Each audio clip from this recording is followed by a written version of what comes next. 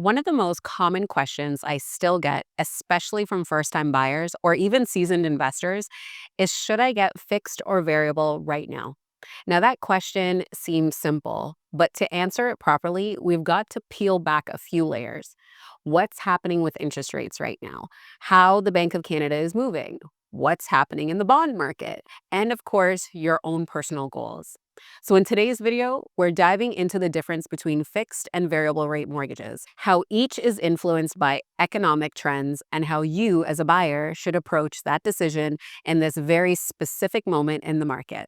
Let's start with the basics. A fixed rate mortgage means your interest rate and your payments stay the same for the term of the mortgage, usually 1 to 5 years. A variable rate mortgage, on the other hand, fluctuates with the prime rate, which is set by your lender but heavily influenced by the Bank of Canada's overnight lending rate. So, if prime goes up, your rate goes up.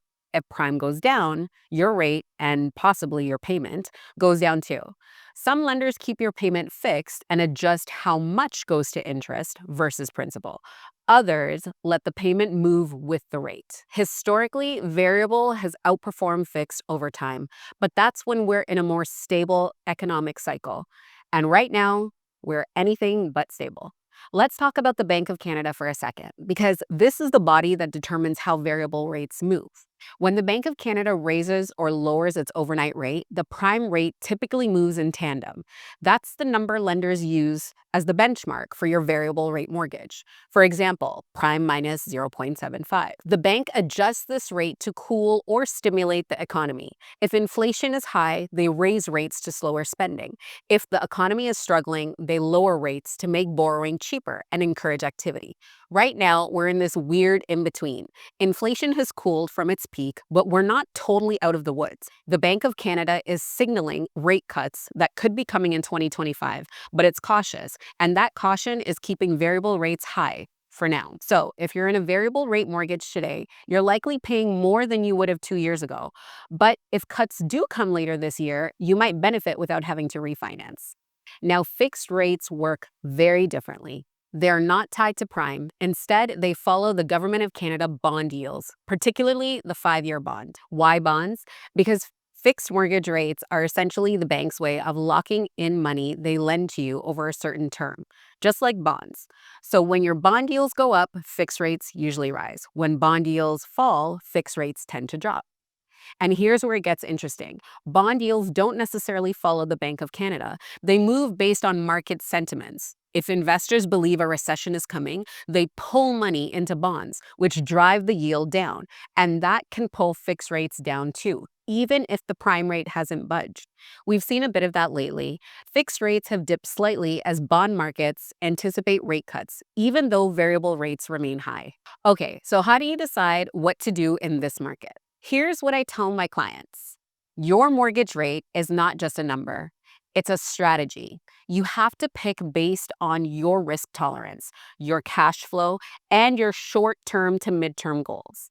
If you're the kind of person who needs predictability, a fixed rate gives you peace of mind. You'll know exactly what your payments are, and you can build your budget around that. It's great for families on a set income or anyone who just doesn't want to deal with the stress of rate changes.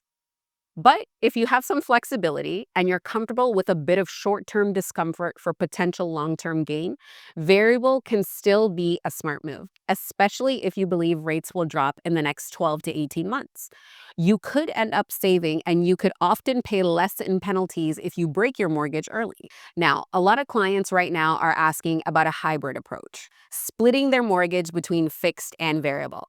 That can give you a bit of both worlds and some security, some flexibility. It's not for everyone, but in a transitional market, it can be a smart compromise. Here's the bottom line. There's no one size fits all answer. You've got to look at where the market is. Yes, but you also have to look at where you are financially, emotionally, and professionally. So whether you're leaning fixed, tempted by variable, or wondering if you should wait it out altogether, my job is to help you make the best decision. And right now, with all the movement in bond yields, prime speculation, and economic uncertainty, you want someone in your corner who can actually help you read the room, not just repeat the headlines. If you're house hunting, refinancing, or just curious as to where you fit into this market, reach out. Let's book a discovery call and walk through your numbers together. And don't forget to subscribe if you're looking for smart, practical advice to navigate mortgages in real time, not just theory. Hit the subscribe button.